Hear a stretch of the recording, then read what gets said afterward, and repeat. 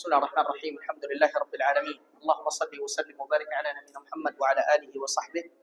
Assalamualaikum warahmatullahi wabarakatuh. حدثني جماعة من الشيوخ وهو أول حديث سمعته منهم بإسناد كل إلى سفيان بن عيينة عن عمرو بن دينار عن أبي قابوس مولى عبد الله بن عمرو بن العاص رضي الله عنهما عن عبد الله بن عمرو بن العاص رضي الله عنهما عن رسول الله صلى الله عليه وسلم أنه قال الراحمون يرحمهم الرحمن ارحموا من في الأرض يرحمكم من في السماء. أما بعد معاشر الإخوة, kita buka sesi tanya jawab selama 15 menit. Kalau ada yang perlu untuk ditanyakan pada pelajaran pada sesi pertama tadi, kita persilahkan. Mau bertanya langsung silahkan, mau ibu-ibu bertanya langsung juga tidak mengapa, atau ditulis di secari kertas juga tidak mengapa. Barakallah. Silakan. Jangan banyak-banyak menyimpang. Nah.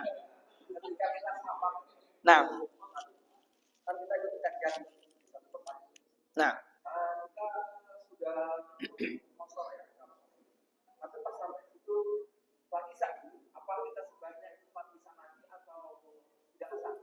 dia diberi pilihan. Apabila dia salat Isya, maka wallahu alam itu afdal baginya. Misalnya dia sudah menjama' dan mengqasar sebelum dia sampai di rumah. Ternyata kalau dia sampai di rumah dia mendapati waktu Isya masuk. Maka dalam keadaan seperti ini dia diberi pilihan mau tidak salat, tidak mengapa. Namun wallahu alam saya lebih condong pada pendapat disukai baginya untuk salat dan itu afdal bagi dirinya. Nah. Assalamualaikum Ustaz. Waalaikumsalam warahmatullah. Afwan, izin bertanya, apakah boleh seorang wanita menggunakan pil penunda haid agar bisa full dapat puasa Ramadan? Bagaimana hukumnya Ustaz? Saya tidak menyarankan. Karena memang itu terjadi pada sahabiyat radhiyallahu tabaraka wa ta'ala anhum ajma'in, dan itu adalah sesuatu yang dituliskan atau diwajibkan oleh Allah atas anak-anak perempuan Adam. Itu qadrat mereka. Maka dalam puasa Ramadan saya tidak menyarankan untuk meminum pil KB, karena itu akan merusak hormonnya. Bahkan terkadang di beberapa banyak kasus justru itu akan memudaratkan dirinya. Maka dia biarkan. Kalau datang tamu, alhamdulillah, dia makan dan minum. Nikmat Allah Subhanahu wa taala, syukuri nikmat tersebut.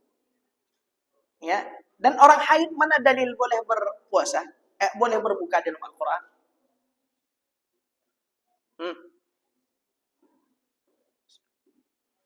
Ini anak takut minum juga mik nih.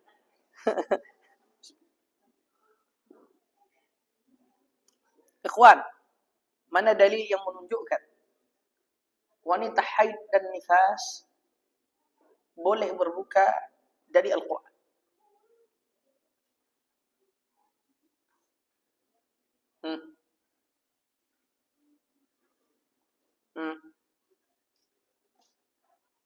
Dalilnya, faman kana minkum maridan. Siapa di antara kalian yang sakit? Wanita haid dan nifas dikatakan sakit karena keluarnya darah. Kemudian pada umumnya wanita haid dan nifas merasakan nyeri di perutnya. Nah, sehingga dia tidak perlu meminum pil KB untuk menunda haidnya. Yang kedua, tadi disampaikan Ustaz terkait wanita hamil tambah menyusui yang jaraknya berurutan. Bagaimana qadanya? Apakah diperbolehkan melewati Ramadan karena banyak yang harus diqadha atau harus diselesaikan dalam 1 tahun? Dia selesaikan dalam 1 tahun. Dia selesaikan dalam 1 tahun. Misalnya Ramadan tahun ini, mudah-mudahan Allah Azza wa Jalla memberikan kepada kita umur dan keberkahannya sehingga kita berjumpa dengan bulan Ramadan tahun ini. Ramadan tahun ini misalnya dia tidak berpuasa sekian hari karena hamil dan menyusui, maka dia menggantinya sebelum Ramadan tahun depan. Jangan dia tumpuk-tumpuk hutang. Jelas? Jangan dia tumpuk-tumpuk hutangnya. Nah, bagaimana hukumnya Ustaz jika ada yang menyampaikan jika mengganti puasanya lebih dari 1 tahun hingga melewati Ramadan, maka qadanya 2 kali? Wah. Nah, la. siapa yang menunda qadanya, qada Ramadan tahun lalu hingga tiba Ramadan tahun ini karena uzur, tidak ada dosa bagi dirinya. Dan dia tetap wajib mengqadha setelah Ramadan tahun ini usai.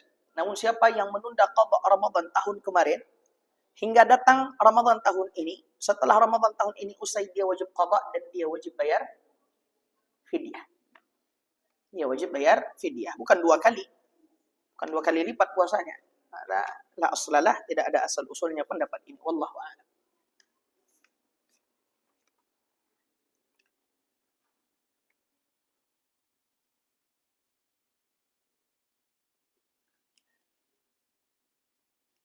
Ana bisa baca khatnya Syekhul Islam Ibn Taimiyah, tapi yang ini payah. Khat Syekhul Islam termasuk khat yang paling payah untuk dibaca. Nah, bismillah Ustaz, mau tanya bagaimana dengan ibu yang hamil tiap tahun hamil dan mempunyai sampai 6 orang anak. Bagus, alhamdulillah. Nah, ini wanita subur dan yang mengamalkan sunnah Nabi alaihi wasallam. Apakah qadanya bisa setelah anak-anaknya sudah besar atau sesudah anak terakhir lepas menyapih? Enggak. Dia tetap wajib untuk berpuasa. Kapan dia mampu, dia berpuasa. Enggak menunggu anaknya besar. Makanya saya katakan tadi, ibu hamil dan menyusui, apabila kita melihat keadaannya, maka banyak kasus, alhamdulillah, ibu hamil dan ibu menyusui itu mampu sebenarnya untuk dia berpuasa. Makanya hamil dan menyusui bukan ya mutlak dia boleh tidak berpuasa. Enggak. Wanita hamil dan menyusui selagi dia mampu dan tidak ada kekhawatiran pada dirinya dan diri anaknya, maka dia wajib puasa. Maka dia tidak perlu menunggu anaknya besar atau tidak perlu menunggu menyapih. Cuman apabila tidak memungkinkan baginya untuk berpuasa, kecuali setelah anaknya besar, kecuali setelah paling tidak ya anaknya lepas dari susu, maka dalam keadaan seperti ini boleh dia menunda karena itu uzur yang diperbolehkan untuk dirinya. Wallahu a'lam. Assalamualaikum. Waalaikumsalam. Afwan Ustaz, berdosakah ana jika belum lunas hutang puasa ana yang sudah 15 tahun dikarenakan setiap tahun ana hamil, menyusui dan nifas, sementara ana mencicil puasanya sampai sekarang. Cicil puasanya sampai sekarang. Bi'idznillah ta'ala tidak ada dosa karena kejahilan, tapi karena sudah tahu, maka jangan diundur. Nah, ana mau bertanya, apakah dibebankan kepada orang tua yang masih sehat akal tapi mempunyai sakit mah atasnya fidyah dan qadha, karena apabila dia berpuasa maka mahnya kambuh? Mohon penjelasannya. Ini ditanyakan ke dokter yang thiqah, ke dokter yang terpercaya, yang adil, ya memiliki istiqamah pada agama, kemudian memiliki marwah diri. Ditanya kepadanya apakah mampu berpuasa atau tidak. Apabila sang dokter menghukumi bahwa ini tidak bisa berpuasa, maka dia bayar fidyah. Maka dia bayar fidyah, dan dengan catatan sakitnya itu tidak diharapkan sembuh. Tapi kalau seandainya sakit itu alhamdulillah untuk pemulihan, tidak usah puasa dulu Bu. Tahun ini insya Allah setelah sehat nanti bisa puasa. Maka dalam keadaan seperti ini dia wajib qadha. Diperbolehkan bagi dia untuk berbuka, tapi dia wajib qadha. Dan ini ditanyakan kepada dokter muslim yang thiqah, yang terpercaya agamanya. Nah, jelas? Nah, ada lagi pertanyaan? Silakan.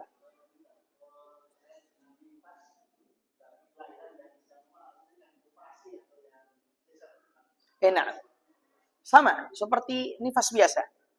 Maksimal 40, ya minimalnya tidak ada batasan. Kalau misalnya 10 hari bersih, alhamdulillah. Tapi maksimalnya 40 hari.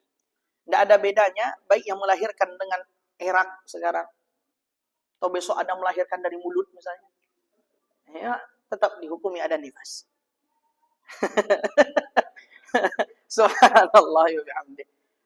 Mungkin tuh dokter, tidak mungkin. Nah, mungkin. Nah, cuman ya siapa yang melahirkan, baik melahirkannya operasi erak ataupun ya jalur normal atau keguguran dengan sifat yang telah kita sebutkan tadi di sesi pertama, maka ada nifas bagi perempuan tersebut. Wallahu a'lam.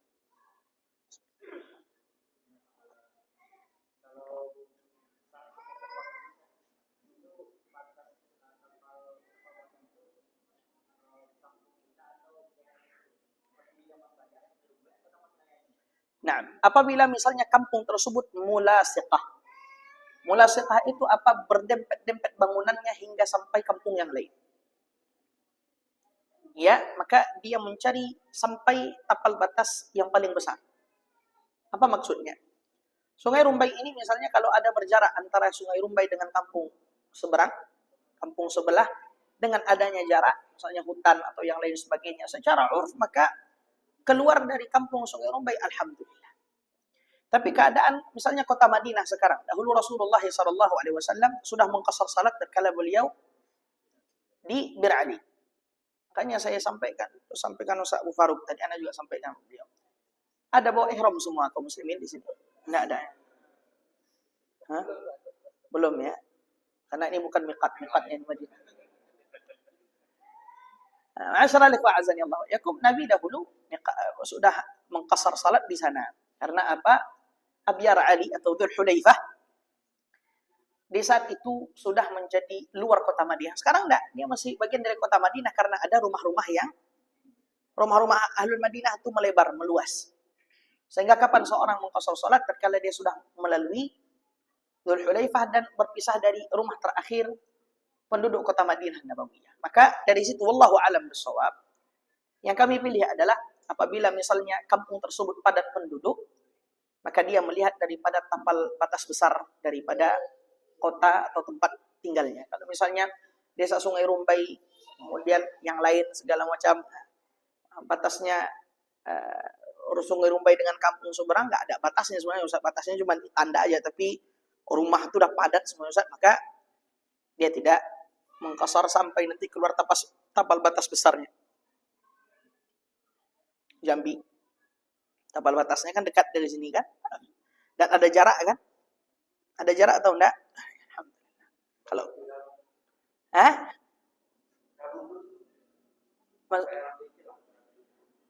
oh iya ya. Tapi nyambung ini bukan maknanya harus betul-betul nyambung. Enggak. Kalau misalnya ada jarak misalnya ya seukuran urf. Ya, istilahnya udah terpisah lah antara rumah yang satu dengan rumah lainnya. Jelas? Ada pertanyaan lain? Silahkan.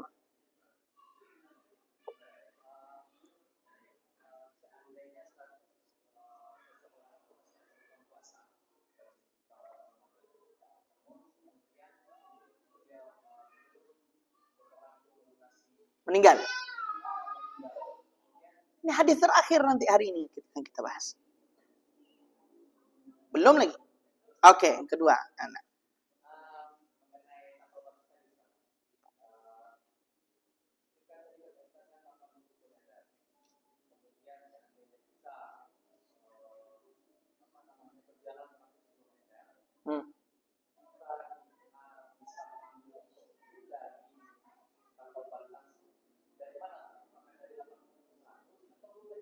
Lah.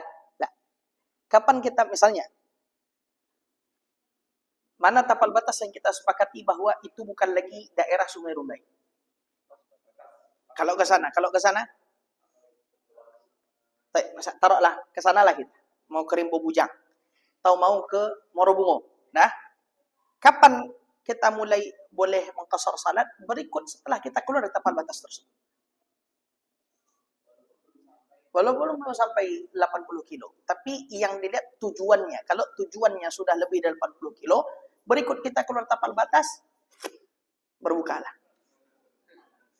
Ya. Ayo. Nah.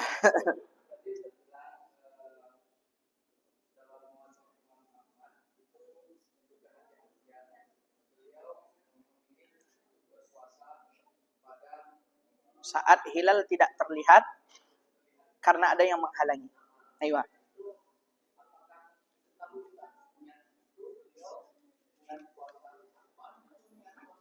Enggak, niat puasa 1 Ramadan.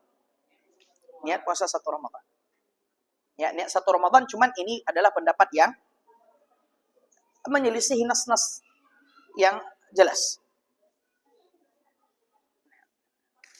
Terakhir, bagaimana mengganti puasa yang tidak tahu jumlahnya saat hamil dan nifas? Karena dulu saya hanya membayar fidyah dan tidak tahu harus diqadha. Naam, bi ghalabati dhann. Dengan feeling terkuat. Dia berusaha at-taharri, dia berusaha untuk menghitung kemudian dia sampai pada jumlah yang kira-kira dia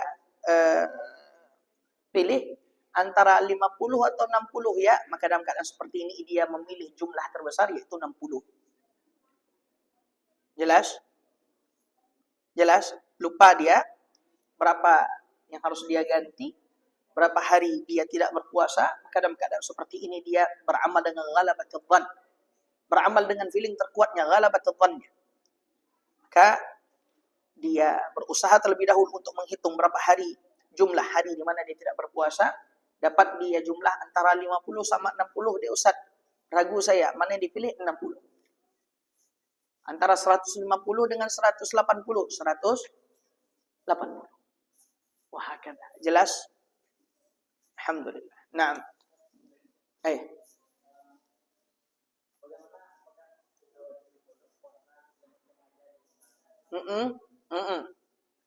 Wajib. Ikhwan, saya himbau kepada antum-antum yang pernah mencicipi masa jahiliyah. Masa antum ngambil goreng 3 bayarnya 2. Masa-masa antum SMA males puasa. Batalkan puasa aja kerja antum. Antum wajib untuk mengqadha. Dihitung. Diingat-ingat. Bertahun-tahun. Nah, dihitung. Ustadz kayaknya dalam sebulan tuh cuma 10 deh. Oke, berarti 20 hari per tahun. Berapa tahun? 15. 15 kali 20, segitulah Anda puasa. 300 hari.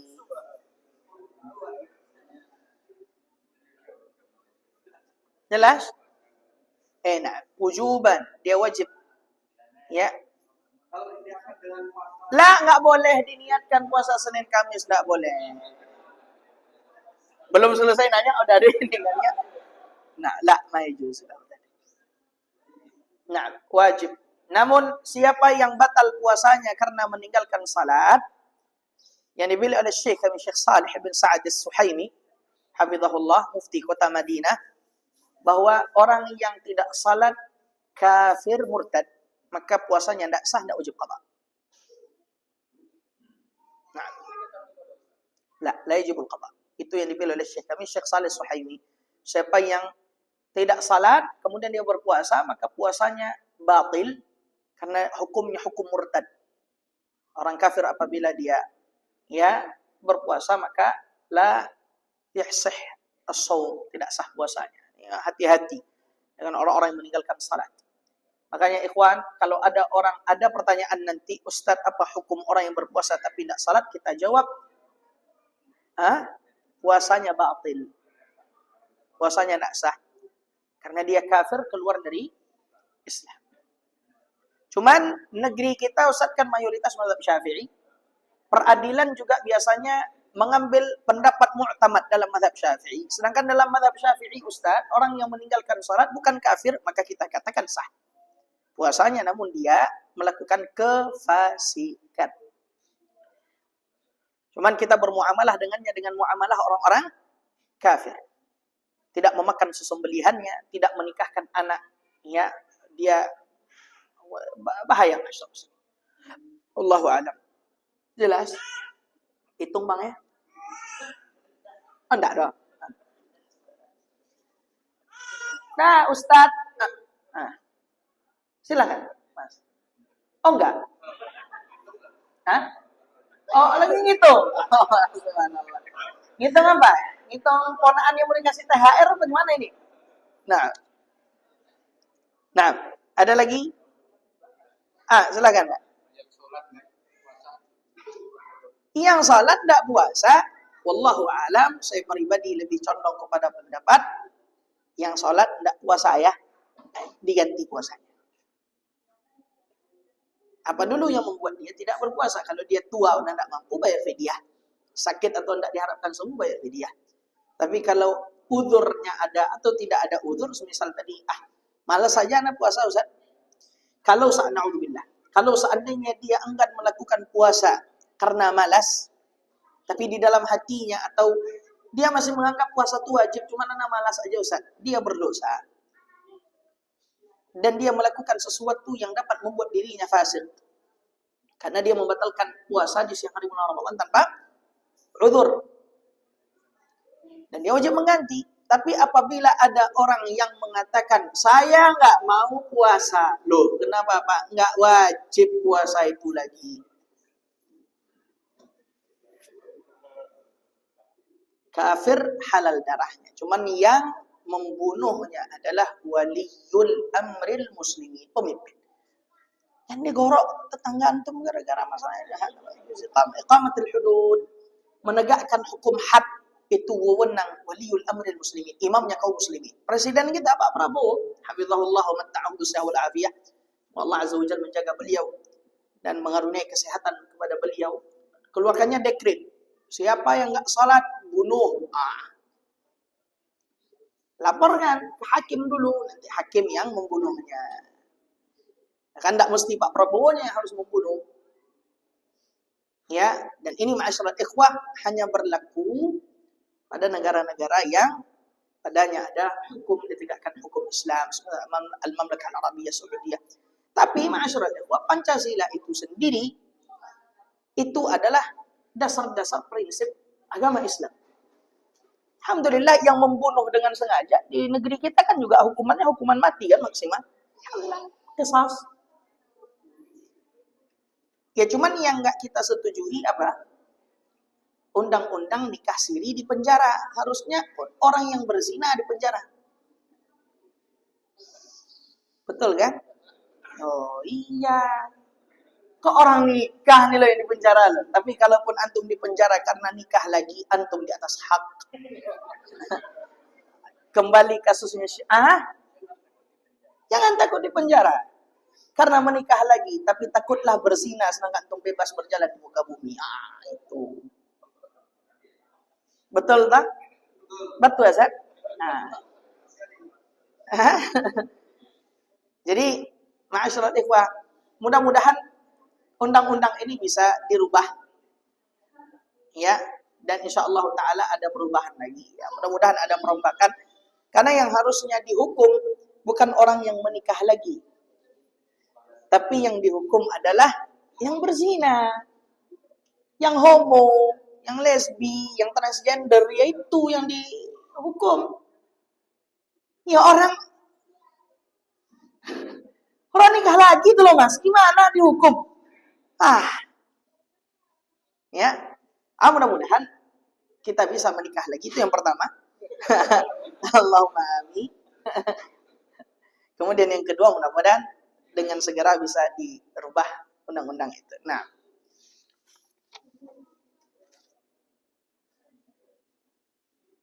bagaimana kalau kita hendak safar kemudian kita melakukan salat asar di waktu zuhur sementara kita belum berangkat safar?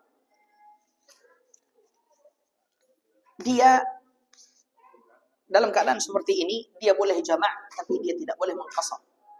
Kemudian dia lihat terlebih dahulu, keluar dari khilaf dia tidak melakukannya. Untuk keluar dari khilaf dia tidak melakukan itu. Yusalli, dia salat di tempat dia muqim, di rumahnya, baru kemudian setelah itu dia berjalan, setelah itu dapat dia waktu asar dia qasar. Bas, alhamdulillah. Keluar dari khilaf, wallahu a'lam. Nah, iqra.